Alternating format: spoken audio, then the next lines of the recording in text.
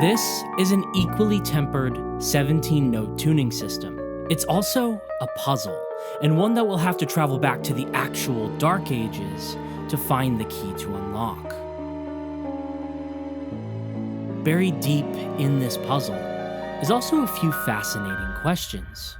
What if the major third was considered to be a dissonance? How might this consideration have changed the course of history itself and led us to a 17-tone system? At what point in time would this have been most likely to happen, and why? And most importantly, how would this new system of music alter the very fabric of harmony as we know it today?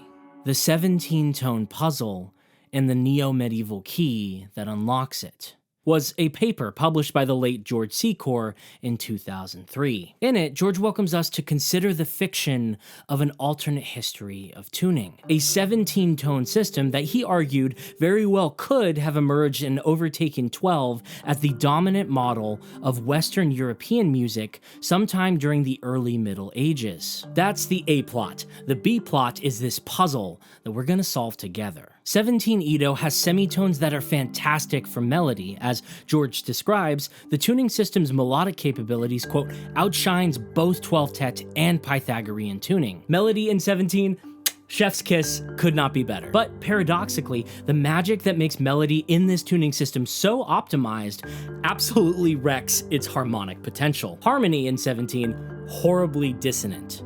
Take a listen.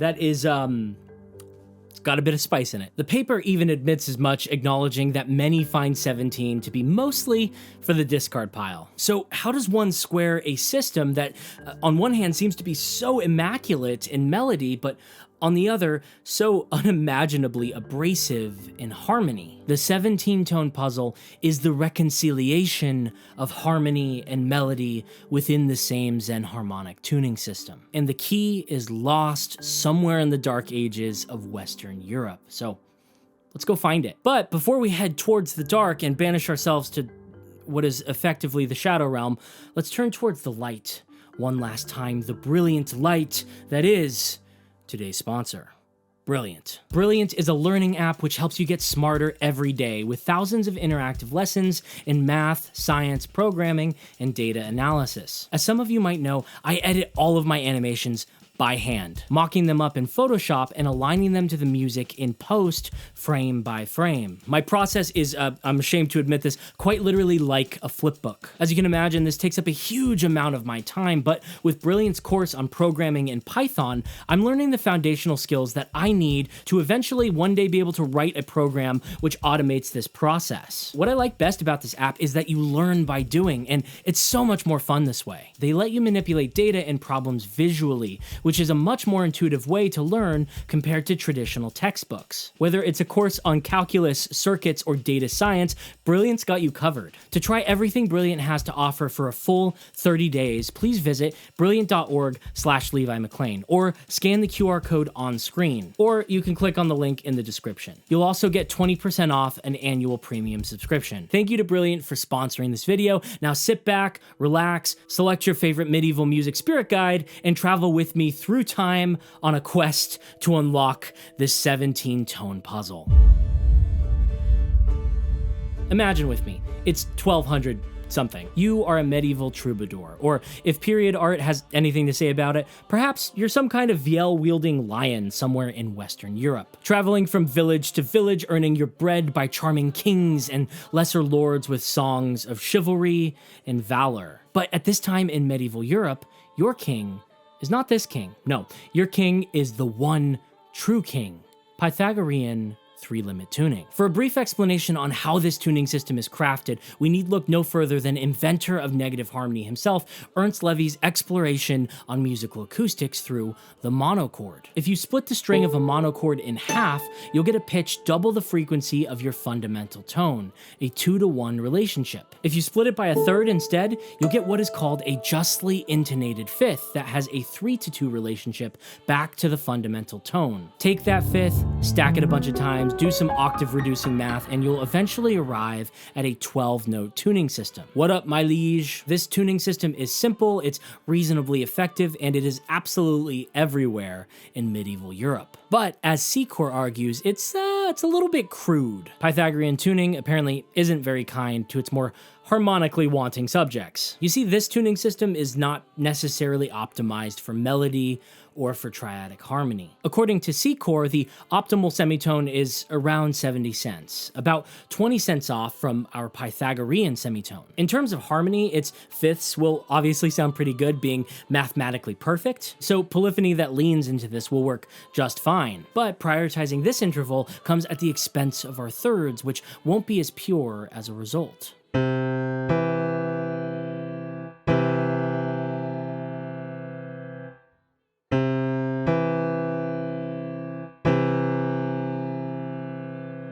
You may think that it sounds alright, and if it does to you, then honestly, more power to you. I tend to take a more Aristoxenean approach with this kind of stuff, which is that the perception of music is, generally speaking, culturally dependent. So when we make an intuitive value judgment on an interval or a harmony, it probably comes more so from a place of culture, context, and experience than it does from the actual math behind the literal sound. With that being said, it would probably be extremely valuable to understand how the serfs of Pythagorean tuning thought about and perceived harmony in their time. And what we find when we look into that and into the sources is actually something that's quite astonishing. Take the 11th century Italian theorist, Guido of Arezzo. In his treatise on teaching practices for Gregorian chants, Micrologus, he outlined which intervals during his time were considered culturally consonant and which were understood to be dissonant. And to some surprise, the major third during his time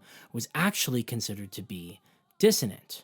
A stark difference from how we generally regard this interval today. I mean, honestly, that's pretty crazy. Just like think about that for a second. Imagine hearing something like this.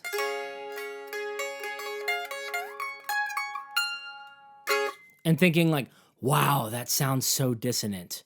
That is just insane to me. Pretty crazy, and honestly, it just makes me appreciate the Aristoxenean perspective all the more. It goes so much deeper than that, though. In his book, A History of Consonance and Dissonance, James Tenney leaves us with this fascinating timeline which categorizes how different landmark treatises throughout the medieval period historically regarded different intervals. We can see here around the High Middle Ages, we have folks like our main man Guido who really only consider 3 intervals to be truly consonant: the octave or unison, the fifth, and the fourth, which makes a kind of logical sense given the predominance of our king, who really only concerns himself with the purity of these exact 3 intervals. But as we get into the later Middle Ages, we see that theorists start to regard major and minor thirds as imperfect consonances instead of dissonances. You can literally start to see a coherent thread through history that shows us how we got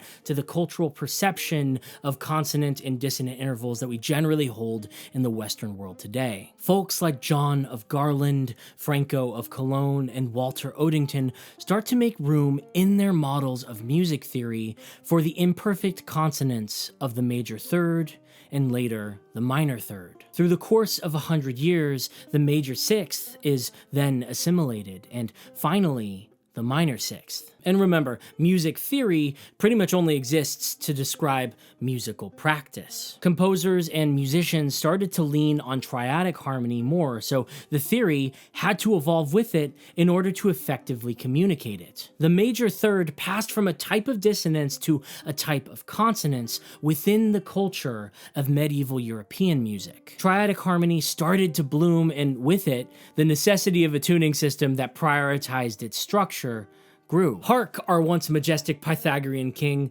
revolution is in the air. Secor writes, Once tones related by simple harmonic ratios involving the prime number 5 were discovered to be harmonically consonant, it was found that if the fifths were altered or tempered slightly narrow, the resulting scale would be better for triadic harmony. By 1523, tuning aesthetics had flipped accordingly. In Toscaneo della Musica, Pietro Aaron proclaims that major thirds should be, quote, sonorous and just, as united as possible. To this end, for the next century and beyond, tuning theorists and musicians alike would develop a new tuning system called quarter comma meantone, which, by the way, is closely related to 31 Ito, the goal of which prioritized pure thirds and sixths instead of fifths. Again, the theory updated in response to a shift in musical practice and culture. But what if this shift never took place? What if thirds and sixths had remained dissonant and never became central to harmony? In other words, what if the harmonic aesthetic of Western Europe in the early Middle Ages inclined away from a minor-major system of tonality towards something else? Enter 17-tone equal temperament.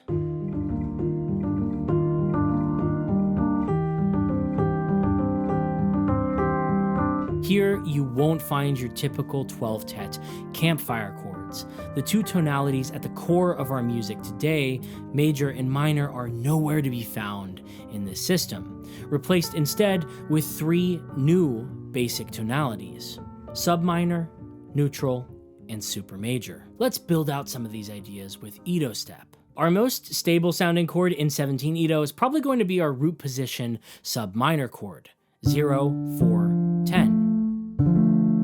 The interval formed from our root note to our fourth degree is called a sub-minor third, which to me feels almost like a darker, more brooding version of our minor chord. The 10th degree here represents our perfect fifth, and while not being exactly as pure as a Pythagorean fifth, it's pretty much the first tuning after 12th to be able to produce a reasonably well-tuned fifth. The chord works decently well as far as stability is concerned, even if it does sound maybe a little bit different than what we're used to. Here's a scale Secor offers us, which is based on this sub-minor flavor. Simply move our subminor third in this bass triad up one step, and subminor becomes neutral. 0, 5, 10. In contrast with the last tonality, the neutral chord can definitely feel a bit jarring at first. I usually hear people liken it to either like a foghorn sound or a train horn sound or something kind of in that domain. But if you treat it just right, maybe do some spread voicings with it, you can really utilize it from some really cool sounds. We can also generate a scale based off of this interval that has some clear applications. Finally, we have the supermajor chord, 0, 6, 10. It's also worth noting for my fellow tuning geeks in the back that even though these are subminor and supermajor chords, 17 Ito's approximation of them is still pretty poor. The subminor third in just intonation is about 267 cents, about 15 cents away from 17's at 282 cents. A lot of folks don't even consider this a true subminor chord, opting to call it a minor third and a minor triad instead, but honestly that's not quite right either. A justly intonated minor third is about 316 cents, which is off about 34 cents. This gets to the heart of our problem, which is that 17 Ito doesn't really produce intervals that are familiar to us in a Western context. The chords of 17 are kind of awkwardly, nebulously floating between two different points of familiarity, and they don't really quite hit the mark in either direction. Still, Secor continually reaffirms 17's utility in being melodically useful. Medieval specialist and musician Margo Schulter saw the utility in this as well, borrowing Secor's ideas to explore what she called neo-Gothic tunings. Together, the two crafted a few different neo-medieval cadences in order to show off some of these new, stranger intervals that 17 has to offer.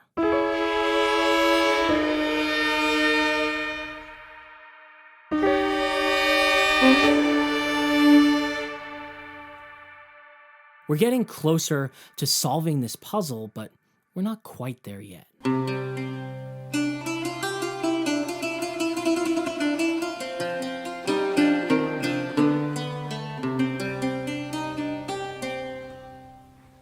It's at this point in history where thirds are generally regarded as dissonant, but before the invention of quarter comma meantone, that George believes that a 17-note system had the best chance to emerge. He basically has three main points which support his argument. 1. Any emergent tuning system would need to be able to accommodate existing repertoire. Fourths and fifths were popular harmonically, so our new system needs to do these well. Following this, it's reasonable to conclude that our new tuning system might be most likely to evolve from an existing Pythagorean one. After 12, 17 is the first tuning system to have reasonably good fourths and fifths that can also be built by overextending the building blocks of a Pythagorean tuning in a natural way. So in George's estimation, 17 seems like a pretty good candidate. 2.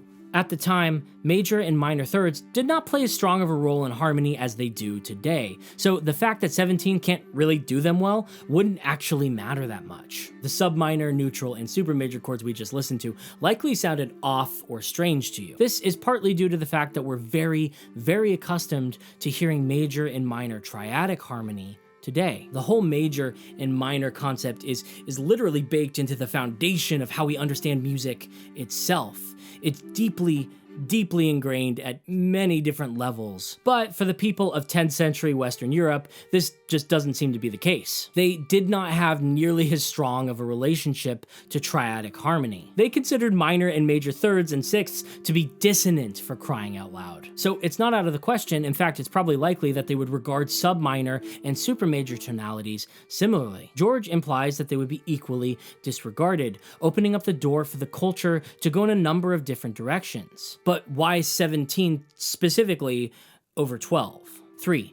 In George's estimation, 17 has the most ideal semitone for melodic purposes. He postulates that based off of the work of Archytas, medieval musicians could have feasibly arrived at a 24 to 25 semitone, which is about 70 cents. 17 Ito approximates this better than anything else at 70.59 cents. This is much better than 12 tet at 100 cents defined by the 12th root of 2, or the Pythagorean semitone at 90 cents, 256 to 243. And even better still than quarter comma meantone's giant 117-cent semitone with a frequency ratio of 8 times the square root of 5 times x over 25. I think that George is motivated here by the idea that, generally speaking, simple harmonic ratios equal more useful, better sounding intervals. For example, compare the nice, simple looking Pythagorean 3 to 2 fifth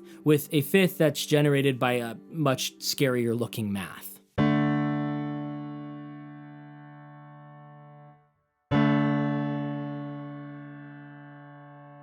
The simpler the ratio, the more pure the sound, as it goes. But it's not like we use the minor second for harmony all that often, especially in this historical context. So beyond that, what makes the 70-cent semitone the most ideal for melody? Mostly only anecdotal supporting evidence is provided. George cites the microtonal theorist Ivor Derrick, who notes in a publication of the Zen Harmonicon that the 77-cent chromatic semitone of 31 Ito may be substituted for the 116-cent diatonic semitone for a, quote, better melodic effect in certain instances. Margo Schulter echoes this in a letter written to Secor, invoking the work of the medieval theorist Marchettus of Padua, who described cadential semitones in much more narrow terms than Pythagorean semitones. Now, neither Schulter nor Secor commented on exactly how much narrower, so we're not exactly sure how close to that 70-cent semitone it would be in practice. Marchettus apparently also described major thirds and sixths as being somewhat wider than Pythagorean tuning offers. And also, by the way, it's not like a non-12 tuning system in the Western world is like historically implausible either. Haba in the 1920s worked with a 24-note system. Vicentino in the Renaissance famously developed a 36-note keyboard called the Archicembalo for his explorations in a 31-note tuning system. And he was working mostly off of the microtonal ideas left to us by the ancient Greeks.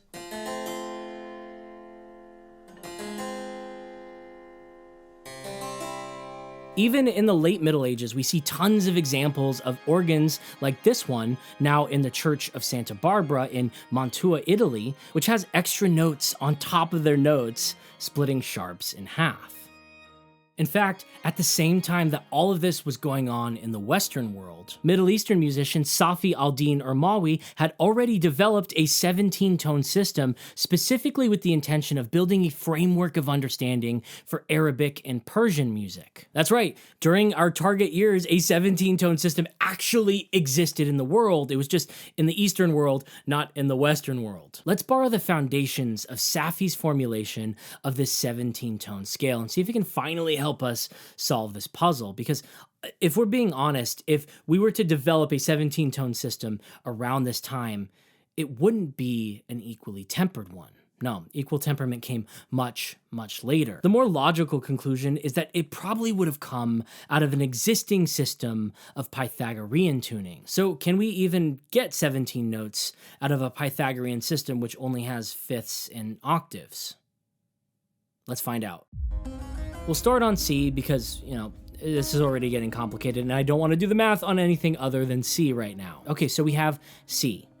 A 2-to-1 interval gives us another C, an octave higher, meaning that anything that goes above or below the boundary automatically gets divided or multiplied by an octave. So everything falls within this given range. Take a perfect fifth, this 3-to-2 ratio from C, and we get G. Next, we take a fifth from G and get D. From D, we get A, and from A, we find E. Now we can work backwards from C, which gives us F, and then B flat, E flat, A flat, D flat, and G flat. This gives us our 12-note tuning system, but let's keep going. Because of math and stuff, thank you commas, a real 3-to-2 fifth from our G flat yields us our first microtonal pitch, C flat. If we take a fifth from our C flat and keep going, we'll get F flat, B double flat, E double flat, A double flat, and finally D double flat. Quick reminder here that, again, this is a microtonal system. In 17, you can take the idea of n-harmonic equivalents and throw them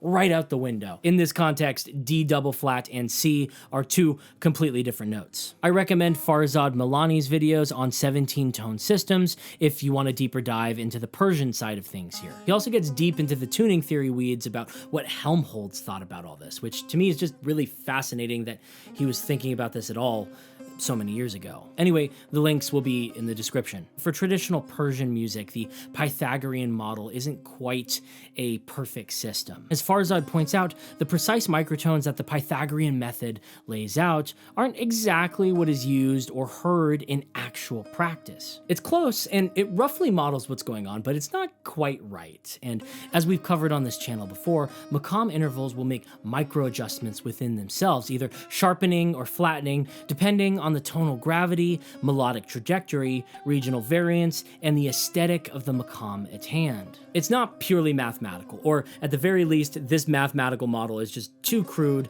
to accurately represent what's going on in the actual practice at a high degree of resolution. Likewise, Secor argues that a Western-based pure 17-tone Pythagorean system would likely be tempered in some way. The intervals need micro adjustments, so certain parts of the scale align very well with the harmonic series, promoting justly aligned harmony. And this, my friends, is the key to the puzzle. The reconciliation of harmony and melody comes in the compromise between the two, and in the acknowledgement that if somehow 17 were to drop into the laps of medieval Western Europeans, that they would likely alter it in order to fit the aesthetic of their time.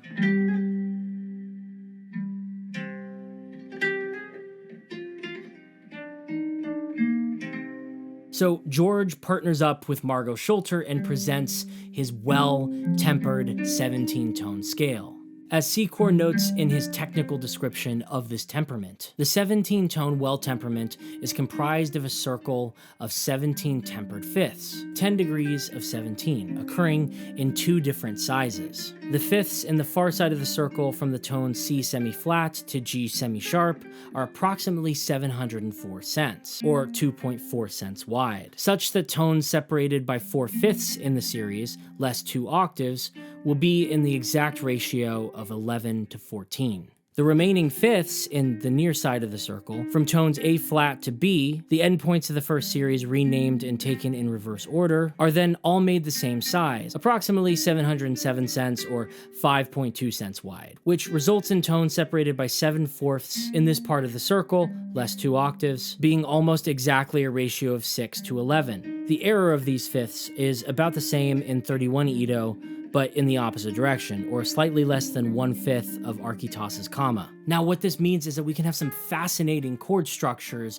that are based on the precision of just intonation, while allowing us to go beyond that, exploring territories unknown. As I mentioned before, in 17 equal, our subminor chords are actually pretty far off, but with well tempering, they fall right in line. In need of some extra spice, just add some upper extensions and let it shimmer. Every tuning system is a compromise of some kind. Itos allow us to readily transpose into any key without a dip in quality. This is great for modern sensibilities, but it comes at the expense of really in-tune intervals. A well-tempered system gives us those really strong in-tune intervals, but we can only use it in a few different keys. We have to compromise on our optimized semitone if we want to increase our harmonic potential. You can think of it kind of like a seesaw. When we lift the weight on one end, we allow the other to come into balance. Personally, I think it's quite a big stretch to think that we ever really could have mass adopted a 17-note tuning system in the first place.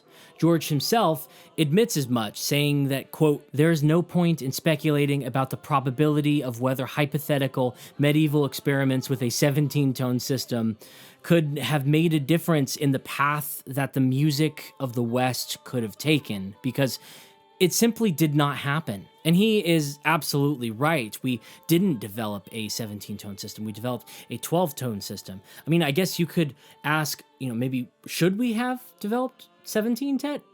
Possibly, but could we?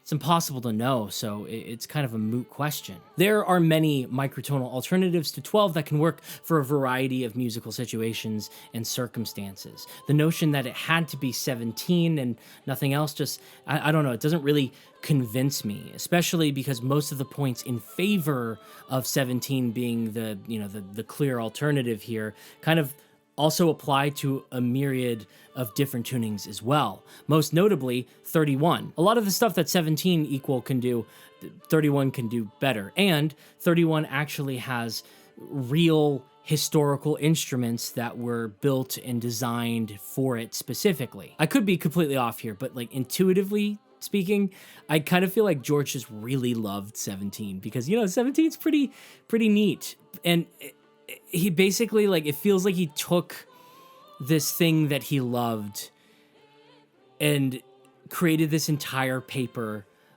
with these, quite weak historical anecdotes to kind of justify its existence. But, the thing is, it doesn't really need to be justified because it just is, right? The evidence that George presented is mostly anecdotal.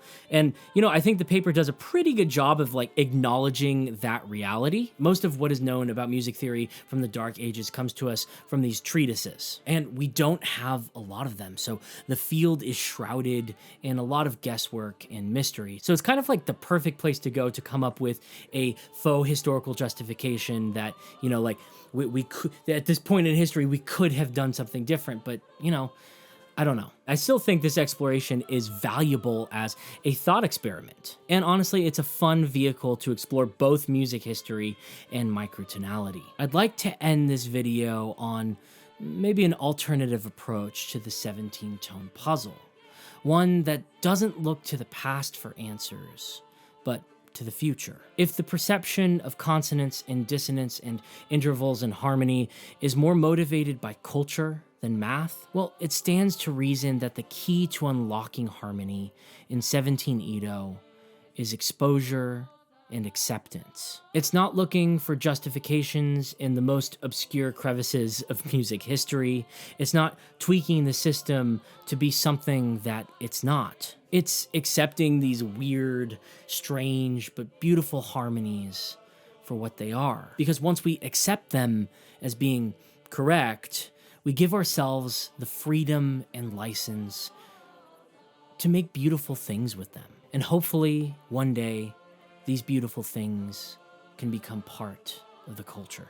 In that spirit, I hope you enjoy. Here is an unfiltered, modern approach to solving the 17-tone puzzle.